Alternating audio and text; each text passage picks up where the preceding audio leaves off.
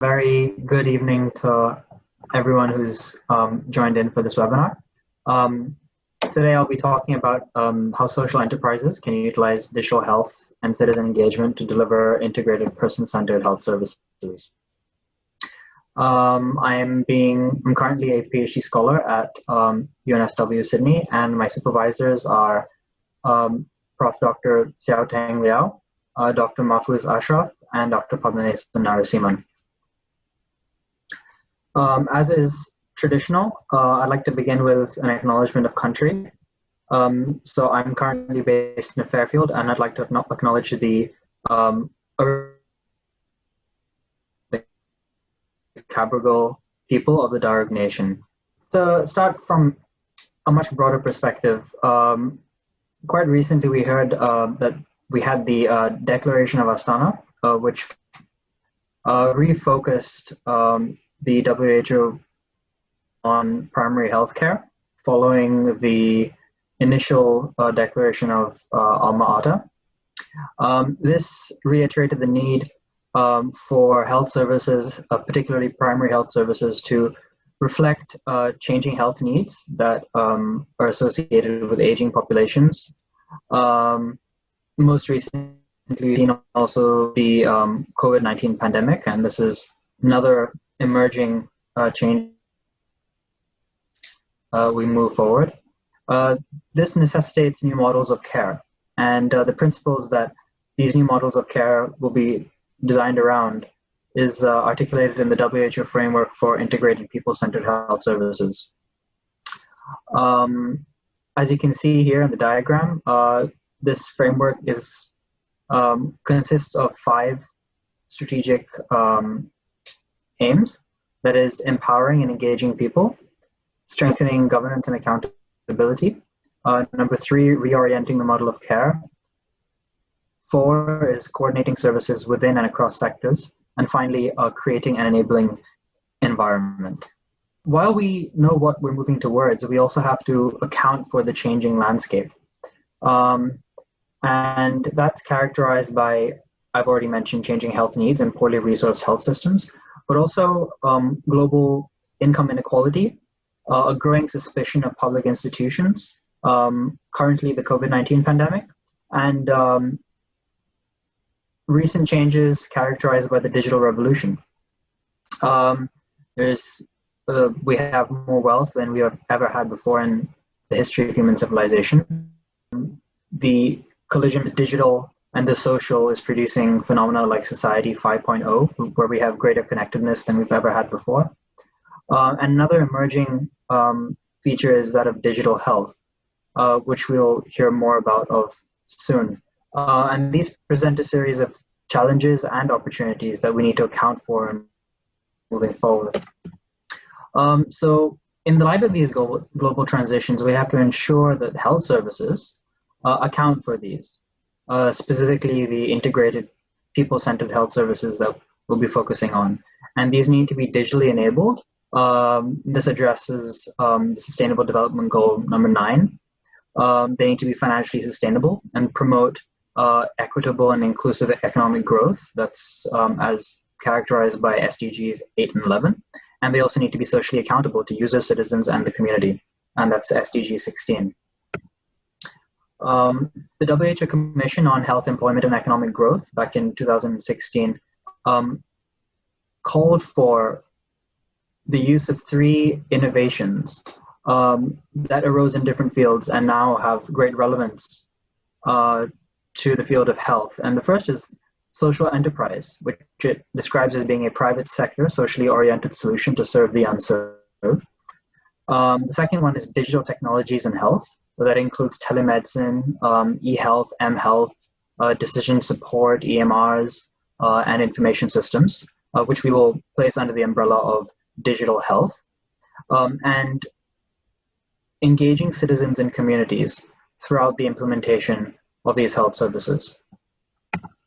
So we propose that bringing these 3 together for the purpose of creating integrated people-centered health services, social enterprises can use digital health and citizen engagement to create those, to meet the global need for universal health coverage and ultimately the achievement of the SDGs. So the aim of this project is to develop and test a framework for using digital health, social enterprise, and citizen engagement in co-creating integrated people-centered health services. Breaking these concepts down, we see that there are 4 concepts, as we've previously mentioned, that is digital health, citizen engagement, social enterprise, and IPCHS. And these, when presented using the previously modeled theory of change, constitute 6 interconceptual relationships. 3 occurring at the causal level, that's 1, 2, and 3, and 4, 5, and 6 in this diagram are the process level, with digital health, social enterprise, and citizen engagement interacting to create IPCHS. So just a quick review of concepts before we move forward. Social enterprise is defined as a business entity that aims to fulfill a specific primary mission that is usually social and or environmental, while remaining financially sustainable. Digital health is the practice of employing routine and innovative forms of information and communications technology to address health needs. And citizen engagement is the two-way interaction between citizens and governments or the private sector with the objective of improving development outcomes. The methodology that we'll be undertaking is quite a straightforward framework generation, testing, and refinement approach. So we will develop a preliminary framework. We will then test that using a primary case study, and that will then be used to develop a refined framework. So our first step to develop the preliminary framework, we used a hermeneutic systematic review. And this is quite similar to a conventional systematic review, except that it's much more iterative in its method. And it is particularly conducive for developing conceptual frameworks. So the first step is our theoretical framework. Just to expound and explain a bit more about the fundamental concepts we're dealing with here. So in the field of health, citizen engagement is a relatively new concept. It's been far more used in the development sectors, particularly by the World Bank, who developed the most often used framework for citizen engagement. And as I mentioned previously, it's characterized by the relationships between citizens and the government, citizens in the private sector, and then the accountability of the private sector to the government. Citizen engagement has been studied ever since the middle of the 20th century, and these are staggered. So it begins with consulted and then increasingly involved in the work of the government and the private sector. The government and private sector may then cooperate with them until eventually citizens become empowered. And this is to place final decision and even the creation of public services in the hands of the citizens. And this is often called co-production. To now describe what social enterprise works. Gives money, essentially, or in this case, value creation and capture to profit maximum enterprises. These value created by taxed by the state or donated directly to services. Citizen engagement and digital technology, which are the social innovations, operate together to enable social enterprise. Citizen engagement enables the people-centeredness of health services by constantly engaging the citizens in the conceptualization, the design, the planning, testing, implementation, and evaluation of health services.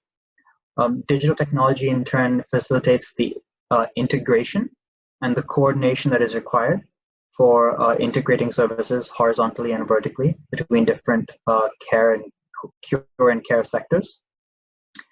And Together, these facilitate integrated people-centered health services, which enable universal health coverage and sustainable development goals. So we can conceptualize that social enterprises use digital technology and citizen engagement to co-produce integrated people-centered health services. So then we put together the preliminary conceptual framework, which essentially conceptualizes everything according to the critical realist paradigm outlined by Paulson and Tilley. And this is the combination of context together with the mechanism produced. We began to, as a result of our coding, place the different elements within different fields of context, interventions, mechanisms, and outcomes. Context we envisioned was divided up into actors in the ecosystem. The ecosystem is made up of various fields. For example, in the field of social enterprise, this is characterized by policy enablers, the availability of capital, market and banking infrastructure, and support from consultancies. To enable digital health has its own ecosystem, just as citizen engagement has its own ecosystem. Each of these sectors is enabled by a different set of actors. The social entrepreneur, in a way, acts as an integrating actor across all of these fields. They have to be engaged in the enterprise, the technical digital health side of things, as well as the engagement with the community. The interventions themselves, using Dawn obedience model, comprised of structures and processes. The structures, again, vary or differ based on whether they're related to the social enterprise, digital health, or citizen engagement. And the processes might look quite familiar. Social enterprise processes essentially consist of value processes, such as the service provision, addressing issues of affordability. Digital health processes are characterized by being either client services, healthcare provider related services, system management services, and data services. Citizen engagement processes, as I mentioned earlier, start with capacity building, and this is where the information is provided, a shared needs assessment, co-design and testing, co-production, participatory evaluation, and co-improvement. The mechanisms are where these three dimensions, so to speak, begin to also integrate across each other, and the same with the social entrepreneur integrates across. And we think that this occurs by creation of the functional construct, what we will call the functional construct in each of these dimensions. So in the dimension of digital health or digital technology, we have data discovery and or creation, which then results in data capture, data management, data analysis, data storage, reporting, and then acting on the data.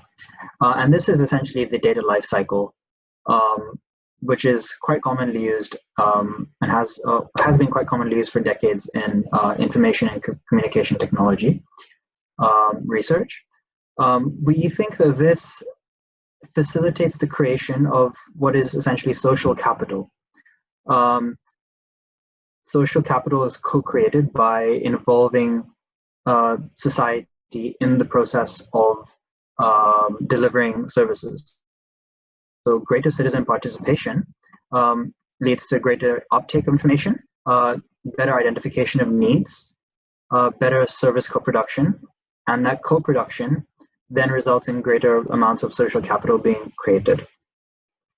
This is all facilitated by the process of value creation. So as data is created, data enables service delivery results in social capital creation, and ultimately that results in value co-creation, which is another cycle in itself that is comprised of value capture, value devolution, starts with value co-discovery, the value proposition being made, then value co-creation, value capture, and then value devolution.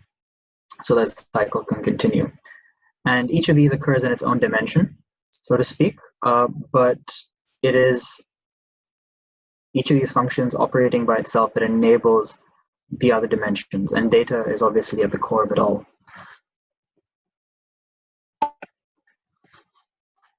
These together enable what we will call the outputs, and the outputs here are the strategies outlined by the WHO framework for integrated people-centered health services. The broad strategies are at the top, that is engaging and empowering people and communities, strengthening governance and accountability, reorienting the model of care, coordinating services within and across sectors, and creating an enabling environment.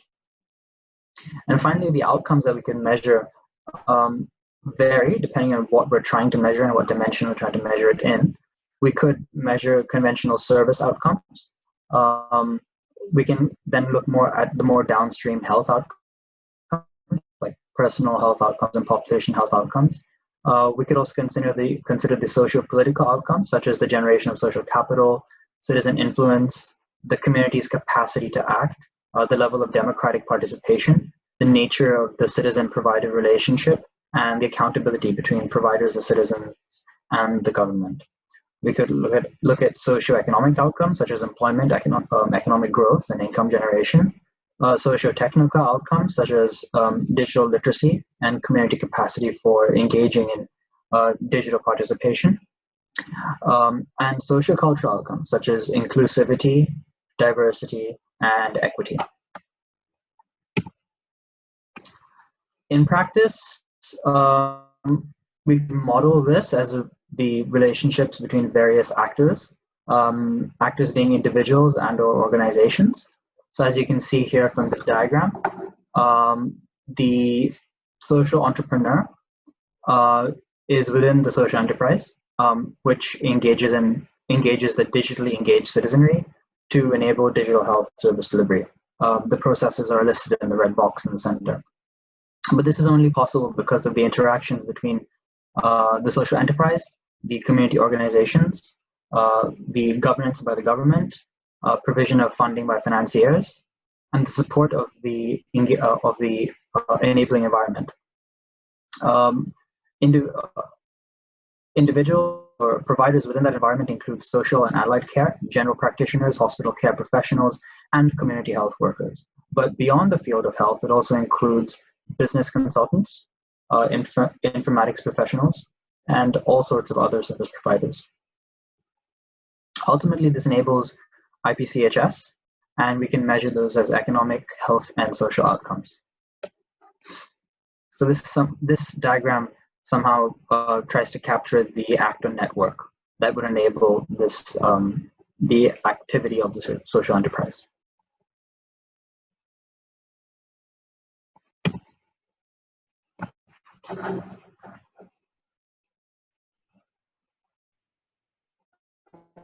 Yeah. So we think that this can be operationalized into a research approach. So using the CMO or the CIMO configurations, we think that we can use these to code deductively and model the production of the IPCHS outcomes, outputs and outcomes, as the interaction between various contexts, interventions, mechanisms, and outcomes across these three dimensions. So for example, you can see the arrows moving between different dimensions. So the context in the social enterprise dimension can interact with the intervention at the social dimension, with interplay of data from the digital dimension, and mechanisms facilitating outcomes across these dimensions. Just to give you a very quick example, we're looking here at a paper which described the development of an integrated care system involving community healthcare worker networks. They utilized an electronic health record platform in rural Nepal. And what we've done here is just outline very quickly the coding. So you can see the enterprise itself being the nonprofit healthcare organization possible. They engage with populations through the use of community healthcare workers. They use digital tools. They gathered individual and population the services provide a routine course of clinical care, and they made sure that they were responsive to privacy, security, and human rights concerns.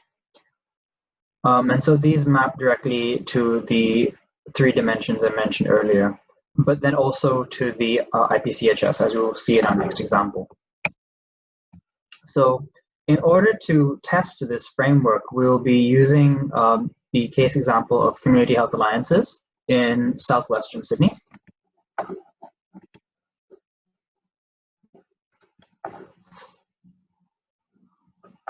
Yep. So in southwestern Sydney, sorry, Chai, is this the right screen? Yes, sir. Okay, right. So in southwestern Sydney, the local health district is extremely diverse and quite young.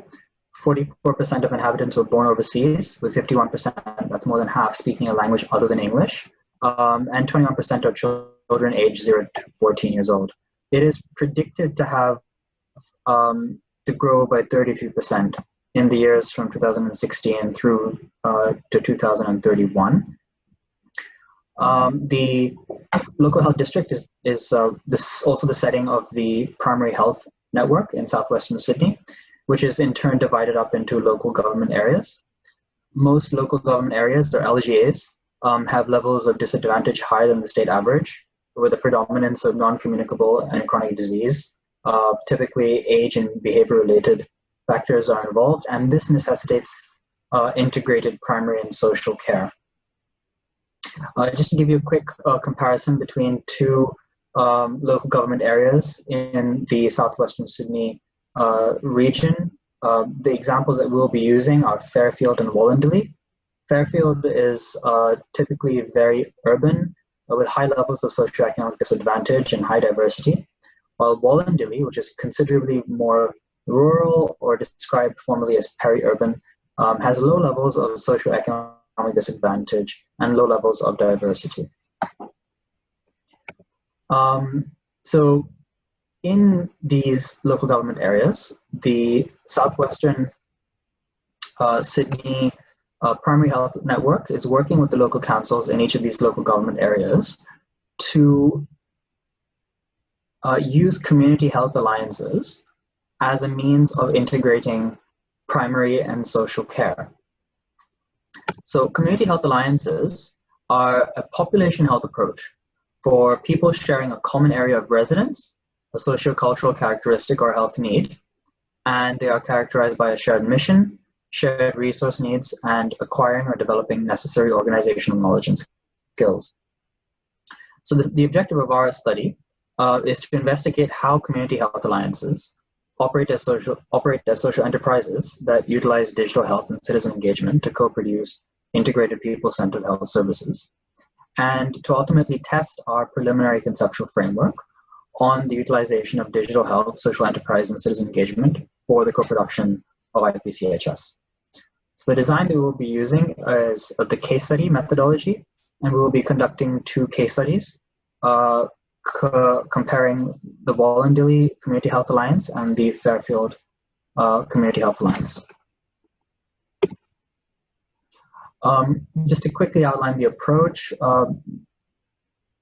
we will be engaging the Community Health Alliance managers as our primary gatekeeper, and they will provide us access to the working groups through whom we can also contact the beneficiaries, care providers of social care, as well as primary health care within those networks.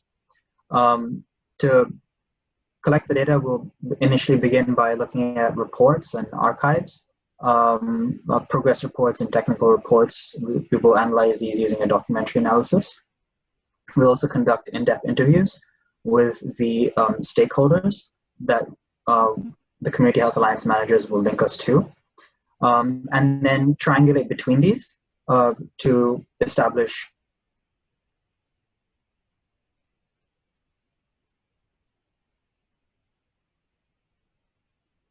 in our study.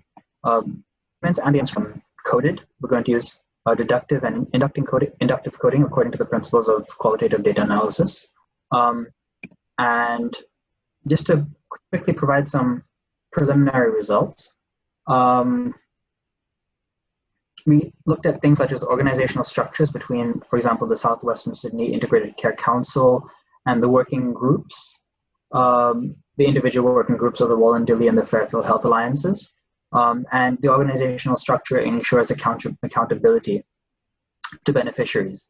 And so this addresses strategy 2 of the WHO framework for integrated people-centered health services. The interventions, for example, in Wallandilly, they had a monitoring intervention, and this enables, this empowers individuals to continue outpatient care from home. That's IPCHS strategy 3, and that's the outpatient and primary care, as well as the empowerment of individuals, which is strategy 1.1, as you can see. They also had a video consultation or teleconsultation initiative, and this addresses strategies 3 and 4. The Wallandilly's diabetes program effectively acts to increase physical activity among diabetes patients, and this addresses IPCHS strategies 1, 3, 4, and 5. In the Fairfield Health Alliance, interventions include one on health literacy among vulnerable refugees, and this addresses IPCHS strategy 1.4. There's an initiative on gambling harm screening, harm reduction. This addresses strategy 1.3, and a study on GP quality improvement addresses IPCHS strategy 5.4 on the reorientation of the health workforce. So these are just some preliminary results. The study is definitely still being conducted. And while these are sort of the outcomes, we're looking more closely at the exact underlying mechanisms of how the interventions interact with the context in order to produce these outcomes. Other work that is ongoing in this area, you saw earlier a case study that I presented that was a secondary case study of a social enterprise operating in Nepal. And so we've now aggregated several such case studies that secondary data that has already been published. And we're aiming to conduct a case study metasynthesis or a case aggregation of secondary case studies in order to further refine this framework. I'm also currently involved in conducting the Health 10X Hackathon, which is being coordinated and organized by the George Institute. And in doing that, we're exploring the use of the final refined framework, or the usability, or the applicability rather, of such a framework among potential end users. In other work, we're also looking at the role of socio-technical transitions in institutionalizing innovations, social innovations like social enterprise, digital health, and citizen engagement, using the multi-level perspective model. And because this includes a time component, it is particularly useful for developing a roadmap for how social enterprise, digital health, and citizen engagement can be scaled up from just the unit level to have wider and more global application and reach. This is facilitated by the use of a global policy analysis as well. Because while social enterprise, digital health, and citizen engagement have, there already exist several broad overarching frameworks for their application globally. These are quite generic. They're not specific to, they're not granular enough to the local implementation. And so this global policy analysis aims to try and hash out the gaps that exist in policy that can help facilitate social enterprises to use digital health more efficiently and effectively for integrating care services. And that is the end of my presentation. Thank you, Sir Myron. There's a question from Professor Teng. How applicable is this to lower and middle income countries? I would say that the applicability to lower middle income countries is currently quite limited because social enterprises typically depend heavily on the social enterprise ecosystem. There's quite a lot of work done by the World Bank that emphasizes how important this is, the importance of policy enablers and facilitators in ensuring social enterprises, ensuring the survival of social enterprises rather in the market system. This particular case study that we'll be conducting will only be focused on Australia. And so the applicability to LMICs will mainly come from our case study meta-synthesis or case aggregation, which will look at case studies from all around the world. We are aiming to divide that up into LMICs, looking at the social enterprises based in LMICs separately from those which are based in OECD countries. Because the social enterprise ecosystem in OECD countries, such as Australia and the UK, are far more developed and more facilitatory than those present in LMICs. So as the findings of this study come out, we'll be happy to present those. I guess there are no more questions, Dr. Myron. I think we can wrap up this call. All right, sounds good to me.